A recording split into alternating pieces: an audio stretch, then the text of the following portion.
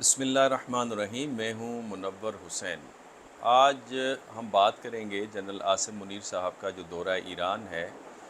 اس کی وجوہات کیا ہیں اور اس کے اثرات کیا ہیں۔ حالانکہ کچھ آفیشیل ڈیٹیلز ہمارے پاس موجود ہیں ISPR کی طرف سے، لیکن زیادہ تر یہ تجزیہ میرا اپنا تجزیہ ہے۔ پاکستان کے جو آرمی چیف ہیں جنرل عاصم منیر صاحب، یہ 2 روزہ دورے کے اوپر جمعے کو ایران پہنچے، اور یہ آرمی چیف کا پہلا دورہ ہے اپنے پڑوسی ممالک کے حوالے سے جب سے انہوں نے کمانڈ سنبھالی ہے۔ ISPR کے مطابق یہ دورہ دونوں ممالک کے درمیان میں دفاعی امور اور دوسرے امور کے اوپر بھی بات ہوگی، اور آرمی چیف صاحب کی ملاقاتیں خود ڈیفنس ریلیٹڈ آفیشلز کے ساتھ اور پولیٹیکل لیڈرشپ کے ساتھ بھی ہے۔ اگر آپ پاکستان اور ایران کے رشتے کو دیکھیں تو یہ کافی گہرا رشتہ نظر آتا ہے، اور اس کو آپ پرکھ سکتے ہیں ثقافتی لحاظ سے، تاریخی لحاظ سے، روحانی لحاظ سے، مذہبی لحاظ سے، ایون معاشی لحاظ سے اور سیاسی لحاظ سے بھی، جو خطے کی نئی صورتحال بن رہی ہے اور بین الاقوامی نئی صورتحال آپ کے سامنے آ رہی ہے، تو اس حوالے سے بھی ایران کے ساتھ رشتے ناطے کو آپ دیکھ سکتے ہیں۔ مثلاً تاریخی لحاظ سے جو ایران کے ایکمنائٹ امپائر کے جو آخری شہنشاہ تھے، جن کا نام یزدجرد تھا، جنہوں نے اسلام کے لشکر سے شکست کھائی خلیفہ دوم کے وقت میں، ان کی جو آخری زوجہ تھیں، ان کا تعلق پاکستان کے صوبے سندھ کے ساتھ تھا، اور ان سے ان کو 2 بیٹیاں تھیں، جن کا نام شہر بانو اور کنز بانو تھا، اور ان کی نکاح امام حسن اور امام حسین علیہ الصلوۃ والسلام کے ساتھ ہوا۔ تو ایک تاریخی رشتہ ایران کا اس حوالے سے پاکستان کے ساتھ آپ کو نظر آتا ہے۔ پھر ایران مشرق وسطیٰ میں وہ واحد پہلا ملک تھا جس نے پاکستان کو 1947 میں تسلیم کیا،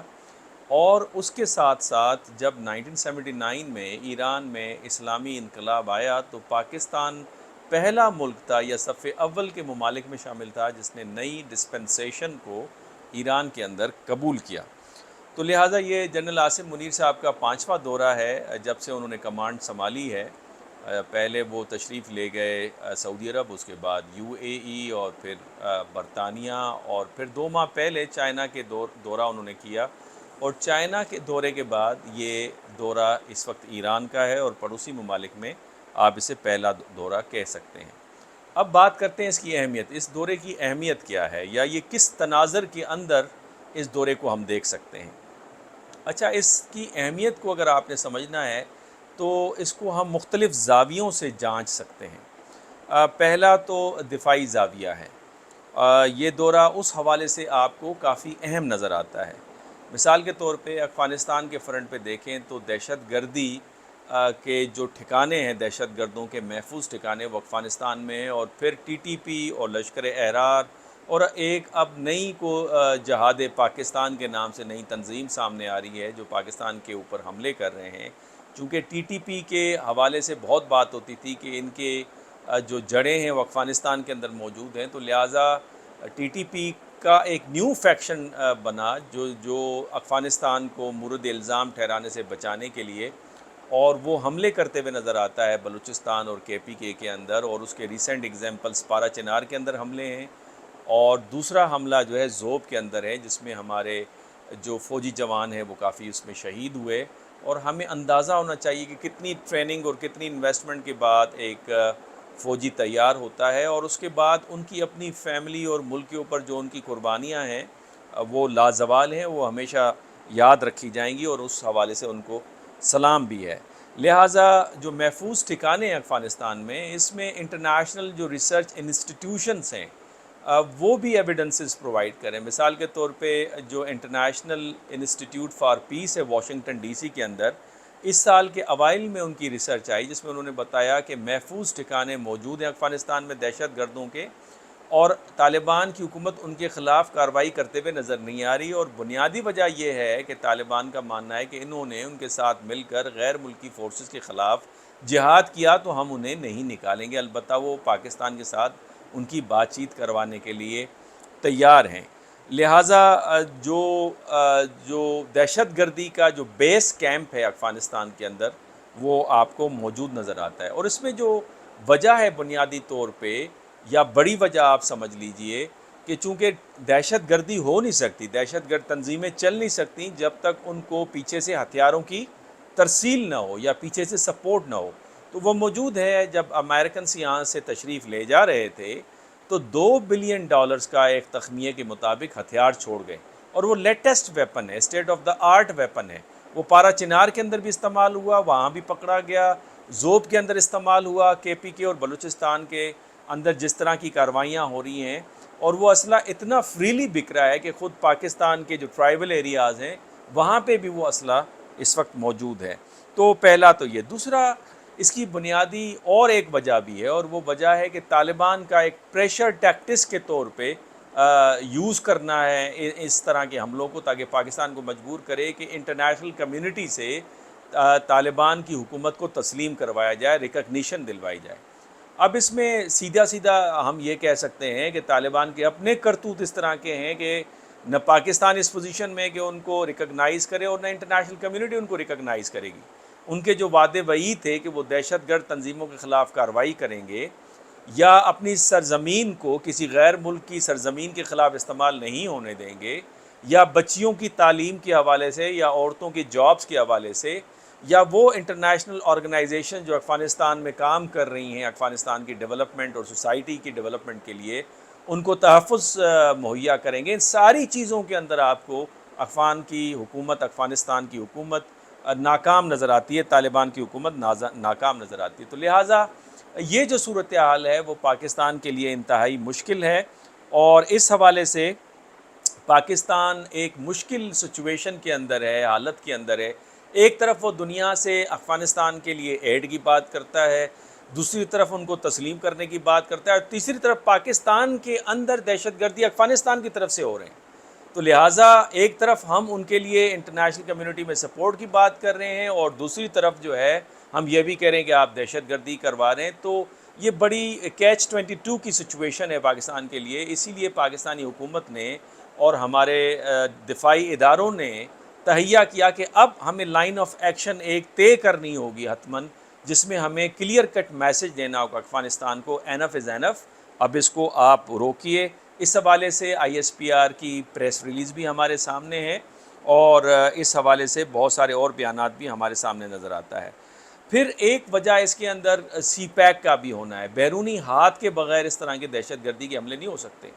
انٹرنیشنل پاورز ہیں یا ایسی قوتیں ہیں، بیرونی قوتیں، جس کا آپ کو بھی ادراک ہے، وہ نہیں چاہتے کہ اس علاقے کے اندر امن ہو۔ ان کے مفاد کے اندر ہے کہ یہاں پہ امن متزلزل رہے، اور بنیادی وجہ یہ ہے کہ سی پیک کا جو پروجیکٹ ہے جو پاکستان کے لیے انتہائی اہم ہے، اور اس سے زیادہ خود چین کے لیے زیادہ اہم ہے۔ پاکستان کے لیے تو معاشی مشکلات سے نکلنے اور کنیکٹیوٹی کا سورس ہے، اور چین کا وہ انرجی کوریڈور بنے گا۔ اگر ساؤتھ چائنا واٹر کے اندر پرابلم کریٹ ہوتا ہے، وہ بلاک ہوتا ہے، تو الٹرنیٹیو روٹ ان کے اندر موجود، ان کے پاس موجود ہو۔ تو اس حوالے سے وہ طاقتیں آپ سمجھ سکتے ہیں کہ کون سی طاقتیں ہیں کہ جو یہاں پہ مسائل چاہتی ہیں، جو ہمارے پڑوس کے اندر بھی ہیں، اور بین الاقوامی پاورز بھی اس کے اندر شامل ہیں۔ لہٰذا پاکستان کے لیے again it is very very complex situation, اور بہت پیچیدہ مسئلہ ہے، اور جس کو میں یہ کہتا ہوں کہ آپ کو 3 سطح کے اوپر آپ کو حکمت عملی تیار کرنی ہوگی۔ ایک تو اندرونی سطح پہ کہ آپ پاور کا استعمال کریں، اور ویل ڈیفائنڈ گول کے ساتھ استعمال کریں، اور افیکٹولی استعمال کریں۔ یہاں پہ دہشت گردوں کی سرکوبی کریں، اور پاکستان کی فوج کے پاس یہ صلاحیت ہے، اور ماضی میں جس طرح سے دہشت گردی کے خلاف کامیابی جو انہوں نے حاصل کی، اس کی نظیر بین الاقوامی سیاست میں آپ کو کم ہی نظر آتی ہے۔ تو لہٰذا جو دہشت گردی کی جنگ امریکہ ہار گیا افغانستان میں، اس دہشت گردی کے خلاف پاکستان کی آرم فورسز نے نمایاں کامیابی حاصل کی، جس کو انٹرنیشنل کمیونٹی انفیکٹ ریکگنائز بھی کرتی ہے۔ تو لہٰذا ایک اندرونی سطح پہ، اور اندرونی سطح پہ پاور کے استعمال کے ساتھ ساتھ کوئرسو میئرز کے ساتھ وہ اذہان جن کو پرانگدہ کیا گیا ہے دہشت گردوں کے ہاتھ، ان کو ریورس کرنے کی، ان کی سوچ کو، ان کے مائنڈ کو ریورس کرنے کی ضرورت ہے۔ اس پہ حکمت عملی بنانا ضروری ہے۔ دوسری طرف بائی لیٹرل لیول پہ، دو طرفہ سطح پہ، آپ افغانستان اور خطے کے جو پڑوسی ممالک ہیں ان کے ساتھ آپ کی بات چیت ہونی چاہیے، اور حکمت عملی تیار ہونا چاہیے government to government institutional level کے اوپر، جو ہماری حکومت کر بھی رہی ہے اور مزید کرنے کی ضرورت ہے۔ اور اس میں مجھے ایک کمزوری نظر آتی ہے کہ ہماری جو پارلیمنٹ ہے وہ سیاسی بیانات تو دیتی ہے، لیکن افغانستان کے اس دہشت گردی کے مسئلے پر ان کا کوئی خاص افیکٹو بیان یا ایک کنسنسس آپ کو قومی اسمبلی میں نظر نہیں آتا۔ اس حوالے سے میں بہت معتبانہ گزارش کروں گا عمران خان صاحب سے، جو کہ اس وقت پاکستان کے پاپولر لیڈر ہیں، پولیٹیکل پاپولر لیڈر ہیں، جن کی آواز بین الاقوامی سطح پر سنی جا رہی ہے اور انٹرنیشنل میڈیا اس کو بہت بھرپور کوریج بھی دے رہا ہے، کہ وہ اس حوالے سے بات کریں اور اس حوالے سے جو پاکستان کے مفادات ہیں ان کا تحفظ کریں اور افغانستان کو اور طالبان کو ایک میسج دیں اور دہشت گردوں کو ایک سخت میسج دینے کی ضرورت ہے۔ تیسرا جو سطح ہے وہ ملٹی لیٹرل فورمز ہیں، ملٹی لیٹرل لیول کے اوپر، کثیر جہتی سطح کے اوپر ہمیں بات کرنے کی ضرورت ہے، چونکہ یہ مسئلہ پیچیدہ ہے اور ایسا مسئلہ ہے جو پاکستان تنہو تنہا اس کا مقابلہ کرنا پاکستان کے لیے مشکل ہے، جبکہ پاکستان کی اپنی سیاسی مشکلات ہیں اور معاشی مشکلات ہیں۔ تو لہٰذا ایس سی او کا جس طرح سے فورم آپ کے پاس اویلیبل ہے، برکس کے اندر آپ نے درخواست دی ہوئی اور آپ جاننا چاہتے ہیں، برکس کا فورم ہے، اور خطے میں افغانستان کے حوالے سے جس کے اندر ایران بھی ہے، سینٹرل ایشین نیشنز بھی ہیں، چائنا بھی ہے اور روس بھی ہے، مل کے میرے خیال ہے اس حوالے سے پاکستان کو بات کرنی ہوگی اور ایک مشترکہ حکمت عملی کی ضرورت ہے اور طالبان کو پریشر ڈالنے کی ضرورت ہے کہ وہ اپنی سرزمین کو دہشت گردی کے خلاف استعمال نہ ہونے دیں، جس طرح سے انہوں نے جو چین کی خلاف دہشت گردی کے حوالے سے جو تنظیم تھی اس حوالے سے جو انہوں نے کارروائیاں کی، اور کچھ کارروائیاں ان کی داعش کے خلاف بھی آپ کو نظر آتی ہیں، تو اگر اس کے اندر زور آ جائے اور تسلسل پیدا ہو جائے تو میں سمجھتا ہوں ایک بہت بڑا فرق پڑے گا پاکستان کے اندر دہشت گردی کے حوالے سے۔ تو پہلا مسئلہ افغانستان کے حوالے سے اس تناظر سے آپ کو آرمی چیف کا جو دورہ ایران ہے وہ کافی اہمیت کا حامل ہے۔ دوسرا مسئلہ بھارت کی طرف سے ہے، ہندوستان کی طرف سے۔ ہندوستان کے جو ڈیفنس منسٹر ہیں رجناتھ سنگھ، ان کی بھڑکیں یا ان کے جو بیانات ہیں، جو دھمکیاں ہیں پاکستان کے حوالے سے، وہ آئے دن آپ سنتے ہیں۔ ان کا ماننا ہے کہ پاکستان اس وقت سیاسی طور پہ انتشار کا شکار ہے اور معاشی طور پہ کافی مشکلات کا شکار ہے، تو لہٰذا یہ وقت ہے کہ وہ گلگت بلتستان اور جسے وہ پی او کی کہتے ہیں، ان کے مطابق پاکستانی جو کشمیر ہے، جو آزاد کشمیر جسے ہم کہتے ہیں، اس کو ہتھیانے کا وقت ہے۔ لیکن اس حوالے سے میں سمجھتا ہوں کہ یہ جو ان کا بیان ہے اس کا ایک سیاسی تناظر بھی ہے، چونکہ الیکشنز قریب آ رہے ہیں، اس حوالے سے بھی ہے، اور خیر بھارتیہ جنتا پارٹی کا جو نیریٹو ہے، جو بیانیہ ہے، جس میں ووٹرز کو اٹریکٹ کرنا بھی ہے، یا جو ہندوتوا کا جو فلسفہ ہے جسے میں مدتوا کہتا ہوں، لیٹسٹ فارم آف ہندوتوا، اس کے ایجنڈے میں پاکستان کے خلاف ایک دشمنی کا عنصر آپ کو نظر آتا ہے۔ حالانکہ میں یہ سمجھتا ہوں کہ یہ بھارت کے بس کی بات نہیں ہے۔ کیوں بس کی بات نہیں ہے، اس کے اوپر میں لاجیکل آرگیومنٹس آپ کے سامنے رکھ دیتا ہوں۔ پہلی بات تو یہ کہ پاکستان جوہری ہتھیاروں کے ساتھ لیس ہے، اور پاکستان ان چند ممالک کے اندر شامل ہے جس کے پاس جوہری ہتھیاروں کے ٹیکٹیکل ویپنز بھی ہیں، اور یہ ٹیکنالوجی بہت کم ممالک کے پاس، ایک یا دو ممالک کے پاس موجود ہے، اور وہ پاکستان کے پاس موجود ہے۔ لہٰذا پاکستان اگر اس کی سیکیورٹی پہ گزند آتی ہے تو ہماری پالیسی اس حوالے سے بالکل کلیئر ہے کہ ہم کبھی بھی گریز نہیں کریں گے جوہری ہتھیاروں کے استعمال میں۔ تو لہٰذا اس حوالے سے میں سمجھتا ہوں یہ بھارت کو بڑا کلیئر ہے، اور 2002 کی جو شنگریلا ڈائلاگ ہوئے تھے اس میں بھارت کے ڈیفنس منسٹر نے ریکویسٹ کی تھی، اور خود شنگریلا آفیشلز نے بتایا تھا کہ ان کی آنکھوں سے آنسو ٹپک رہے تھے کہ ہم we are at the brink of nuclear war, اور پاکستان نیوکلر ویپن استعمال کرتے ہوئے کبھی بھی نہیں گھبرائے گا، تو لہٰذا اس سے ہماری اس مسئلے کو حل کروائیں اور ہماری جان چھڑوائیں۔ تو میں سمجھتا ہوں بھارت کے جو آفیشلز ہیں اس حوالے سے بڑا کلیئر ہے۔ دوسرا، پاکستان کی جو فوج ہے وہ بیٹل ہارڈن فورس ہے، کئی سالوں سے دہشت گردی کے خلاف حالت جنگ کے اندر ہے، جنگ لڑی ہے اور کامیابی کے ساتھ لڑی ہے۔ تو لہٰذا پاکستان کی فوج کے پاس جنگ لڑنے کا تجربہ، جنگ لڑنے کی صلاحیت اور جنگ لڑنے کی ول، جو تینوں چیزیں بڑی امپورٹنٹ ہیں۔ تجربہ ہونا چاہیے، آپ کے پاس کیپیبلٹی ہونی چاہیے، اور آپ کے پاس ول ہونا چاہیے۔ اس جنگ کی وجہ سے یہ تینوں چیزیں آپ کو بہت اونچا نظر آتی ہیں سطح کے اوپر، اور اس کا اظہار بہت دفعہ بھارت کے جو ریٹائرڈ فوجی افسران ہیں انہوں نے اس کا اظہار کیا ہوا ہے۔ لہٰذا بھارت کی فوج کو اس کا بھی درک موجود ہے۔ تیسرا، بھارت اس قسم کی اگر حرکت کرتا ہے یا فالس فلیگ آپریشن کرتا ہے اس کا جواب جس طرح سے ہم نے دیا، جس میں ابھینندن کا جہاز گرایا، وہ بھی بھارت کو پتہ ہے کہ ہماری صلاحیت کیا ہے، پہلی بات۔ اور دوسری بات، اس حوالے سے بھارت کو معاشی طور پہ نا تلافی نقصان پہنچنے کا بہت بڑا اندیشہ ہے۔ بھارت اس وقت جو معاشی ترقی کے جو راگ الاپ رہا ہے، اور انفیکٹ یہ ماننا بھی چاہیے کہ بھارت نے معاشی طور پہ ترقی کی ہے، ان کی اکانومی $3 ٹریلین کی اکانومی ہے، جو کہ اس سال کے آخر تک وہ تقریباً $4 ٹریلین کی اکانومی پہ پہنچ جائے گی، اور ماننا چاہیے کہ اس کے اندر مودی حکومت کا ایک اہم کردار آپ کو نظر آتا ہے، اور انٹرنیشنل انویسٹمنٹ کو اٹریکٹ کرنے کی بات آتی ہے تو وہ آنا اس حوالے سے بند ہو جائے گی، چونکہ انٹرنیشنل انویسٹرز کو ہمیشہ امن چاہیے ہوتا ہے۔ اور اس حوالے سے ایک ثبوت، ایک دلیل یا ایک ایویڈنس جو میں آپ کے سامنے رکھنا چاہتا ہوں، اور وہ بہت اہم ہے، اور وہ ہے مائیکل کوگل مین کا فارن پالیسی کے جریدے میں جو امریکہ سے شائع ہوتا ہے، اس میں انہوں نے ایک آرٹیکل لکھا ہے جس میں انہوں نے بتایا ہے کہ فیکس کون جو تائیوانی الیکٹرانک کمپنی ہے، انہوں نے پل آؤٹ کیا ہے بھارت کے ساتھ ڈیل سے، جو کہ سیمی کنڈکٹر کی پروڈکشن کے حوالے سے تھی۔ ہمیں معلوم ہونا چاہیے کہ فیکسکون وہ کمپنی ہے جو کہ ایپل کی میجر سپلائر ہے سیمی کنڈکٹر کی۔ تو اس سے آپ اندازہ کر سکتے ہیں کہ جس کے اوپر مودی صاحب نے سیاسی طور پہ بہت بیانات دیے کہ اس سے کتنے جابس آئیں گے بھارت کے اندر، اور بھارت کے اندر ٹیکنالوجی ہے وہ شفٹ ہوگی، تو انہوں نے اس حوالے سے پل آؤٹ کیا۔ تو لہٰذا اگر جنگ کی صورتحال بنتی ہے تو آپ اندازہ کر سکتے ہیں ایگزیکٹلی اسی طرح سے جس طرح سے چرچل کے ساتھ ہوا تھا،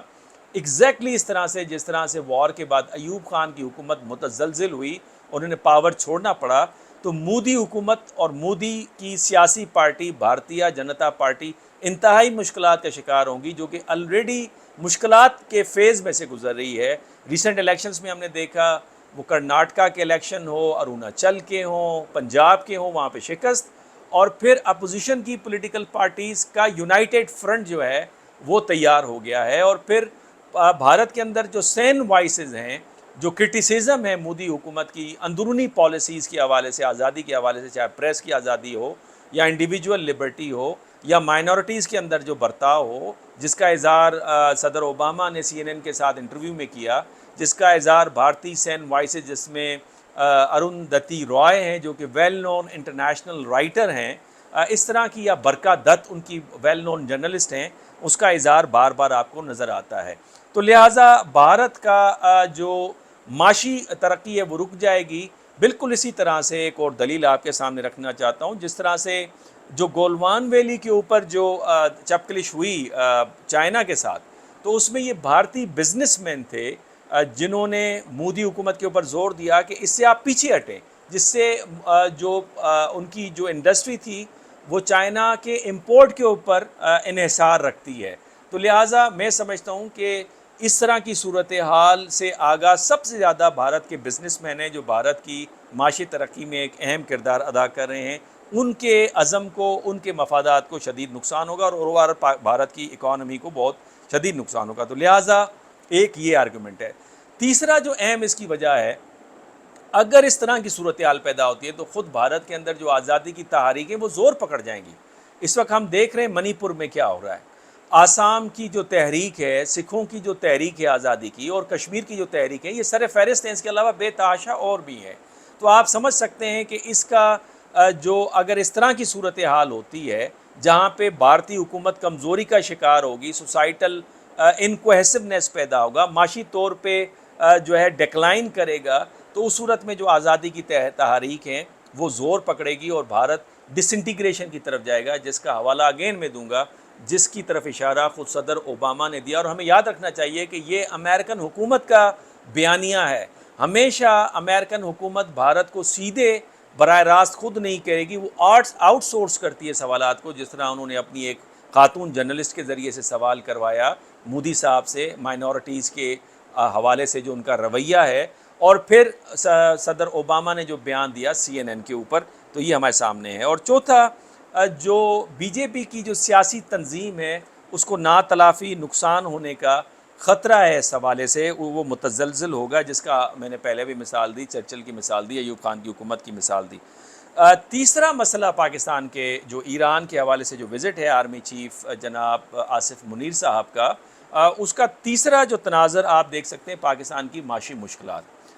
پاکستان کا تقریباً 300 بلین ڈالرز کی اکانومی ہے، اور آئی ایم ایف کے 2022 کے اعداد و شمار کے مطابق 275 بلین ڈالرز کا مقروض ہے پاکستان، جس میں 85 بلین ڈالر غیر ملکی اداروں یا ملکوں کا قرضہ ہے ہمارے اوپر، اور باقی ماندہ قرضہ ہمارے اندرونی کمرشل بینکس کا ہے۔ تو اس سے آپ اندازہ کر سکتے ہیں، اور پھر مہنگائی جس انداز سے بڑھ رہی ہے اور ہماری ایکسپورٹ جس انداز سے کم ہوئی ہے، اور پھر یورپین یونین کا جو یہ اشارہ دینا ہے بیانات کہ ہم جی ایس ٹی پلس کے اوپر غور کر سکتے ہیں اگر پاکستان کے اندر سیاسی خلفشار رہتی اور الیکشن فیئر نہیں ہوتے، تو میں سمجھتا ہوں جو پاکستان کی معاشی مشکلات ہیں اور اس میں ڈالر کی جو کمی ہے، اور ڈالر کی قیمت اب تو کنٹرول میں آ گئی ہے، گو پاکستان کے آئی ایم ایف کے ساتھ ڈیل بھی ہو گئی ہے، اور ایک ٹیمپریرلی جو ایک سکون کا پیریڈ کم از کم شروع ہوا ہے، اور اشیاء کی قیمتیں نیچے آنے کا بھی پیشن گوئی کی جا سکتی ہے، کم از کم بڑھیں گی نہیں۔ تو میں سمجھتا ہوں کہ اس حوالے سے پاکستان کا یہ دورہ جو ہے آرمی چیف کا وہ کافی اہم ہے، اور اس حوالے سے ایران کافی معاون ثابت ہو سکتا ہے، بالخصوص انرجی سیکٹر کے اندر، جب ہم ان سے بجلی اور گیس اور تیل لے سکتے ہیں ڈالرز کے بدلے نہیں، بارٹر سسٹم کے ذریعے سے، تو میرے خیال میں یہ پاکستان کی معاشی لحاظ سے کافی معاون ثابت ہوگا۔ تو لہٰذا ایران کے ساتھ جو یہ دورہ ہے اس کو آپ دفاعی تناظر میں بھی دیکھ سکتے ہیں، کہ جہاں ہمارے بارڈر کی مشکلات ہیں، بھارت کی طرف سے، ہندوستان کی طرف سے جس طرح کے بیانات آ رہے ہیں، اور افغانستان کی طرف سے جس طرح کے دہشت گردی کے حملے ہو رہے ہیں کے پی کے اور بلوچستان کے اندر، تو کم از کم ایران کے ساتھ جو ہمارا بارڈر ہے وہ سیف اینڈ سیکیور ہونا چاہیے، اور یہ بہت ٹائملی دورہ ہے، بہت اہمیت کا حامل دورہ ہے، اور یہ وقت کی انتہائی ضرورت کا دورہ تھا جو آرمی چیف جناب آصف منیر صاحب نے کیا ہے۔ اور اس حوالے سے